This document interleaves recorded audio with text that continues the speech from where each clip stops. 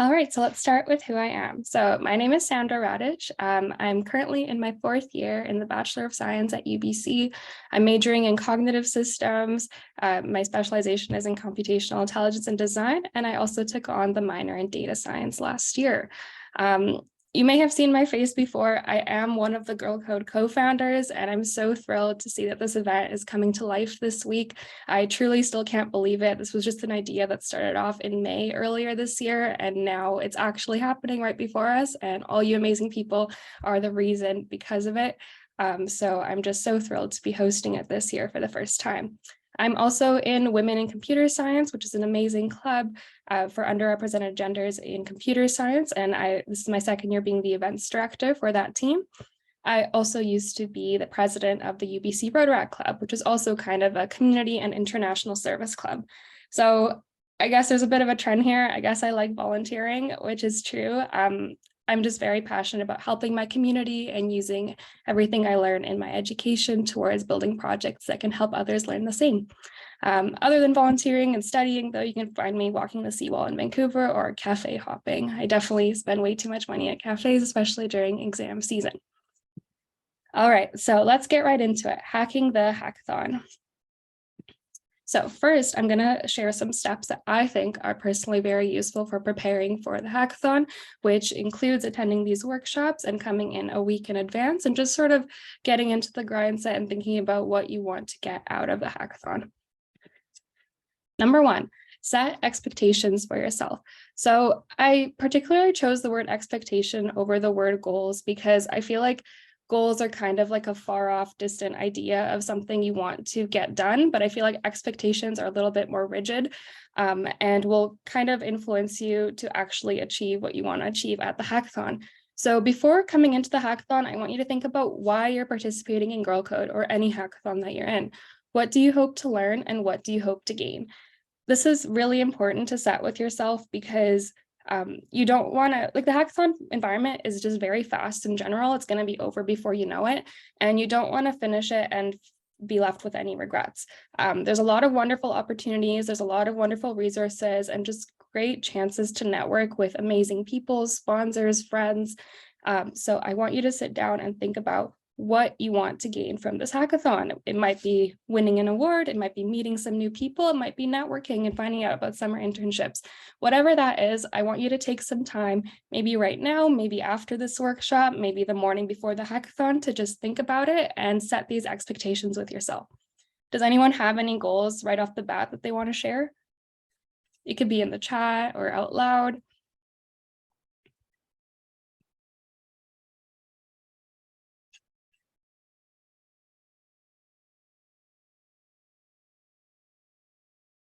Oh, sadly, I can't see the chat. Hold on.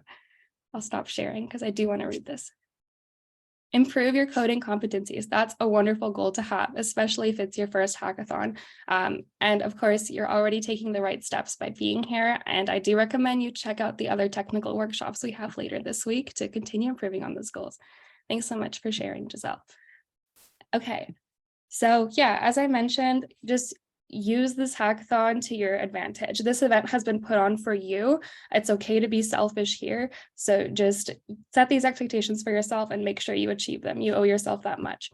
So a good way to start doing this is by looking at the hackathon schedule. So for girlCode in particular, we've already posted it on our website. I believe the tab is just called schedule. Take a look at the itinerary.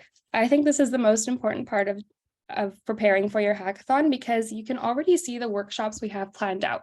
So how a hackathon generally works for people who haven't participated in the past is that you're going to get time to hack on your project pretty much the entire time. But within that time, there are optional workshops that you can attend as well. So you should write down the workshops that you 100% want to attend, and you should let your team know, like, hey, like I need to attend this workshop for me. I really want to go. And then time manage around that. So make sure that you're working on your project, but you still give yourself that time to enhance your skills and make sure that you actually attend what you wanted to attend and what you signed up for this hackathon for.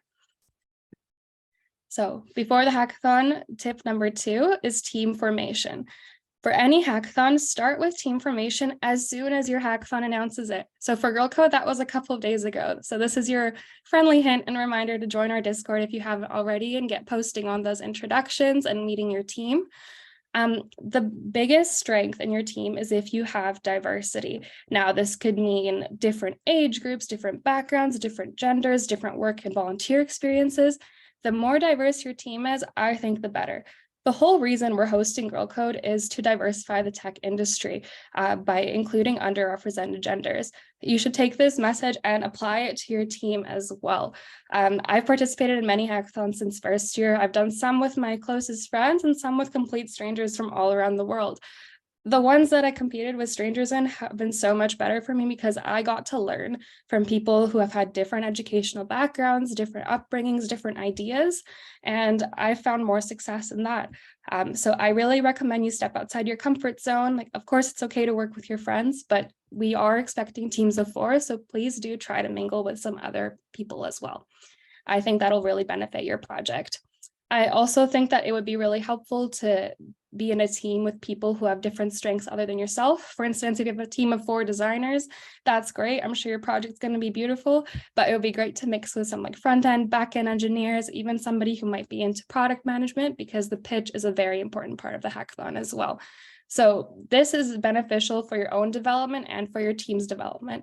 If your strength is back-end development, but you have a kind of a fear of design or presentations, pair up with somebody who's good at that. You guys can teach each other, help each other out, and you're going to grow the most from this experience. Another tip is to form your team before the hackathon.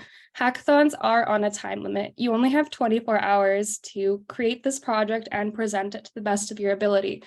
If you don't have your team before the hackathon starts, this may take away some of that time that you need to be working on your project. So again, I really recommend you always join the Discord or whatever platform your hackathon provides, just to meet your team in advance and start planning right away. Get those introductions out of the way and just focus on the project while you're there.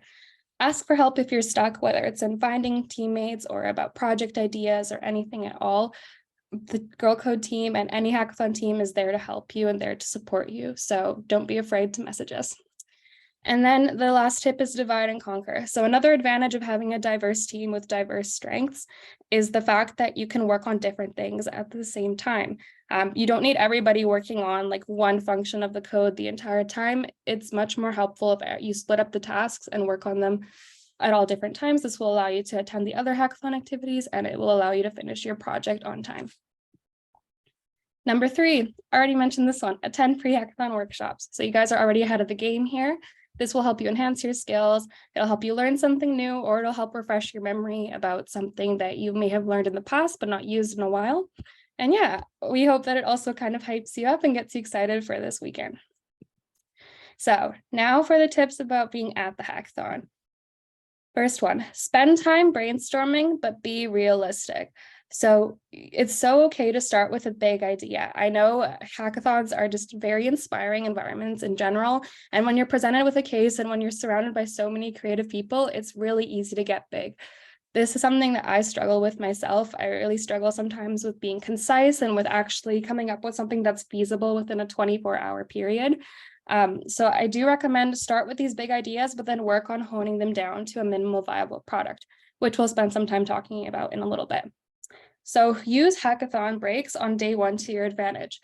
The way we set up girlCode, particularly for day 1, is that as soon as we announce the hackathon case, we give you your dinner break.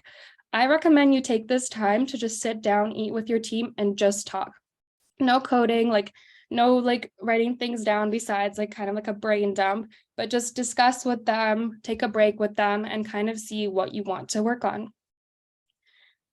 That's my recommendation. But again, look at the hackathon schedule and you guys can plan out your time however you see fit. Another tip is to be kind, transparent, and receptive to ideas. I know as soon as you hear the hackathon case, you're going to get really excited and you might have one direct idea, but part of teamwork is being a good listener. And it's so important that you work well with your team over the 24 hours. And I just think that your project is going to be so much better if you incorporate everybody's ideas. So yeah, just be respectful, be open-minded. You're here to learn and you are also here to teach. And again, you only have 24 hours, so please make sure that your minimal viable project is doable. So what is the minimal viable product? So I searched online for a while for a good definition, and unfortunately, Wikipedia gave the best one in my opinion. Do not use Wikipedia when citing things in your pitch though. But yeah, so minimal viable product, it's a version of a product with just enough features to be usable by early customers who can provide feedback for the future. So in other words, a minimal viable product is essentially just something that will show your idea. So you can start big, but you need to create something that demos your idea to the extent that like people can understand what you're trying to convey, but it doesn't need to encompass everything that you want your idea to be in the future. I think a common misconception with hackathons is that you need to have your whole project done.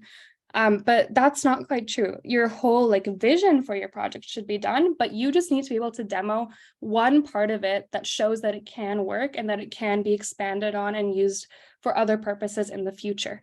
So for instance, if I want to design a meal prepping application, my minimal viable product could be adding ingredients to my kitchen and outputting recipes that contain that ingredient.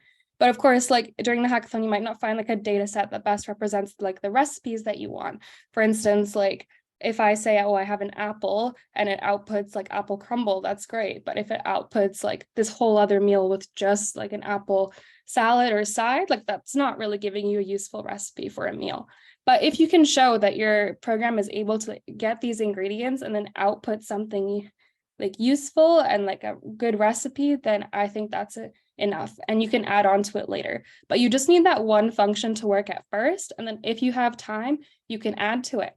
All companies, startups, everything also starts with this minimal viable product.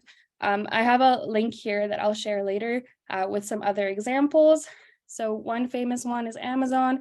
As we know today, you can pretty much order anything you like on Amazon, but obviously that's not how it started. They started with a smaller, narrower scope of just selling books online. So that's a perfect example of a minimal viable product. If you can show that you can create an online store that's perfect for like one product, then you can expand on it later on and make it useful for all products. In 24 hours, you're going to need to think that way. So it's great to have your big idea, but just make sure that your minimal idea can be shown and that it works and that you can demo it. It's very much quality over quantity. It's much better to have one working function that shows that your idea is possible than to have a bunch of broken code that shows kind of like the potential of what you want it to be. That's just my advice. It's very easy to get caught up in your ideas, but definitely narrow your scope, start small. If you have extra time, you can add multiple features. All right, so more on refocusing your idea. It's important to know your audience at the hackathon. Although like we encourage like your creativity to think big, to create whatever you want to create, at the end of the day, it is a competition, and to score the best with the judges, you need to know what they're looking for.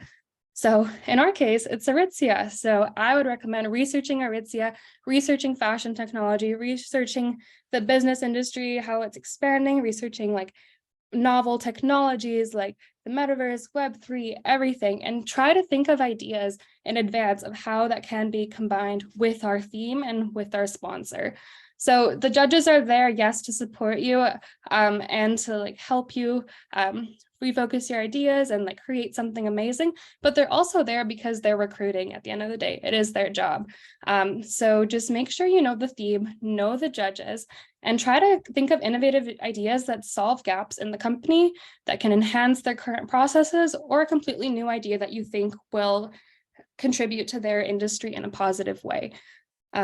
So yeah, think of your idea, think of the minimal viable product, and then also think about the judges. Once you receive that hackathon case and the judging criteria this Friday, please like spend 15-20 minutes just thinking about it and thinking about how you can create a project that meets that criteria. That will help you win awards, that'll help you impress the judges, and it'll also help confine your project and help you think of just a narrower focus of something that you could work on within that 24-hour period. So number 4, time management and the don'ts. First of all, one thing that's a do is to utilize your resources and ask for help. The hackathon's going to be in person, which is such a huge advantage. There's going to be mentors all around you. There's going to be Aritzia employees. There's going to be other employees from other companies all coming there to help you. Don't let them just stand around. They're there for you. Please raise your hand, ask them to come over. We can help you you can bounce your ideas off of us. If you need help starting up something, let us know. We all have coding experience as well. So especially for the beginners, don't be afraid to ask for help. We're there for a reason, and you're there to network as well, not just to build your project. So please, please call us over. Don't be shy. And yeah, we're there for you. Don't forget, you only have 24 hours. It's easy to get stuck on one problem or one part of your project that you might want to fix. You need to be open to compromise. Sometimes your first solution might not work and you might need to reiterate your idea a little bit, think about it from another perspective, or just ask for help if you're stuck. If you find yourself spending hours on one specific function, just let us know, and we'll do our best to help you or think of another idea. You're not alone in this, and it's not just your team. There's going to be staff everywhere. Okay, the biggest one. I almost think I should have made a slide just for this one, but don't neglect the presentation. The presentation is so important. A lot of people seem to forget this, and they really get focused in on just coding their project and making it work in that sense. But at the end of the day, the judges are judging you based off of how you show what you made. So I think it's important, especially on day 2, to spend most of your day just preparing this presentation, because if you can't communicate your project well, no matter how good and impressive it is, the judges won't be able to see that. So I recommend working on the demo, showing that minimal viable product, showing that it works, and then presenting in a good way. It's also really important that everybody participates in the presentation and everybody's engaged.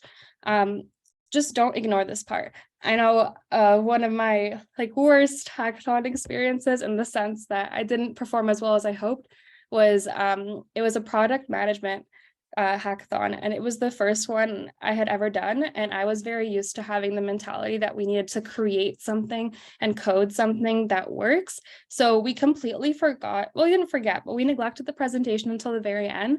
And even though we had built something very, very impressive, we completely blanked and did not present well and did not score as well as we hoped in that competition, just because we didn't put the time that we needed to put in for the presentation. The judges are there to interact with you. You need to be engaging. You need to show them what you made, and just view it as your opportunity to just show off almost. They're going to be seeing so many presentations that day. You need something that will stand out. So definitely don't underestimate the presentation. You need to get it done. Okay, I put don't forget to sleep. Obviously, you should sleep. This is kind of a joke, but it is a common misconception that you shouldn't sleep during a hackathon because you do have limited time. And I do sort of expect that a lot of you will probably feel this way. But I think if you manage your time wisely, you will be able to get that sleep in. So please prioritize your sleep, especially those of you who have 110 the next day. Focus on your exam too. Okay, and then the biggest don't for a hackathon. Don't forget you're at a hackathon. It's very easy to get lost in your project and to only think about building that. But the hackathon is there for you. It's for your own personal development. For me personally, when I attend hackathons, the prize usually isn't the first thing on my mind. The first thing on my mind is just being surrounded by so many incredible people. You're there to network. You're there to present yourself. You're there to learn about internship opportunities.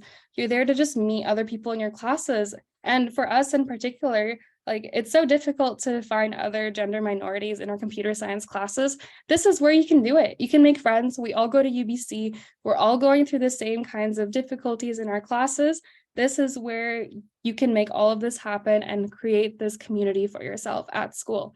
So just don't get lost in only your project. Please take advantage of all the activities and all the workshops we have planned for you.